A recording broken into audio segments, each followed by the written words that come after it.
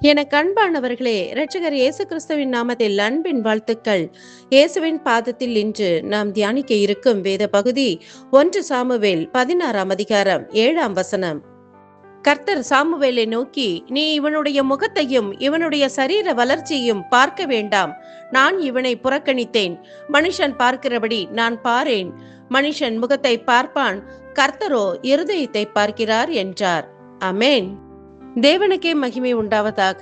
இந்த நாள் ஒரு ஆசீர்வாதமான நாளாக அமையட்டும். ஈசாயின் குமாரரில் ஒருவனை நான் ராஜாவாக தெரிந்து கொண்டேன். நீ போய் அவனை அபிஷேகம் பண்ணு என்று கர்த்தர் சொன்னார். பலிவிருந்து செய்யப்பட்டு சாமுவேல் தீர்க்கதரிசி ஈசாயின் குமாரர்களை வரவழைத்து, இவனோ தேவனால் தெரிந்து கொள்ளப்பட்டவன், இவனோ என ஐயப்பாட்டுடன் ஒவ்வொருவரையும் பார்த்து கொண்டிருக்கும் வேளையில் தேவனால் சொல்லப்பட்ட வார்த்தை இதுவே. இஸ்ரவேலில் மாபெரும் தீர்க்கதரிசி சாமுவேல், தேவனோடு அனுதினமும் நடப்பவர், வரும் காரியங்களை முன்னறிவிக்கும் கர்த்தருடைய தீர்க்கதரிசி. அவரே ஈசாயின் குமாரர்களின் முகத்தையும் சரீர வளர்ச்சியையும் தான் பார்த்தார். தங்களது இருதயத்தில் தேவனுக்கு இடமளிக்காது மனுஷர் பார்வைக்கு தோற்றத்திலும் சரீர வளர்ச்சியிலும் தேறினவர்கள், தேவனால் புறக்கணிக்கப்பட்டவர்கள்.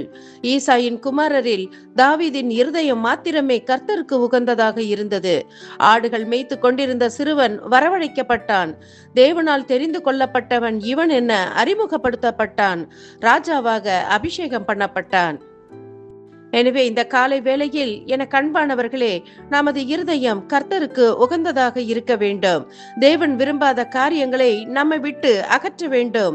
தேவனுக்கு முதலாவதாக நம்முடைய இருதயத்தில் இடமளிக்க வேண்டும். அப்பொழுது யாவருடைய கண்களுக்கு முன்பாக தேவன் நம்மை நிச்சயமாக உயர்த்துவார்.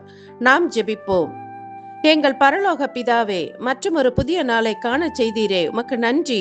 எங்கள் இருதயத்தில் வாசம் செய்யும். உமக்கு பிரியமானவைகளை செய்ய எங்களுக்கு கற்றுத்தாரும். எங்கள் யாவரையும் ஆசீர்வதித்தருளும். இயேசு கிறிஸ்துவின் மூலம் பிதாவே, ஆமேன்.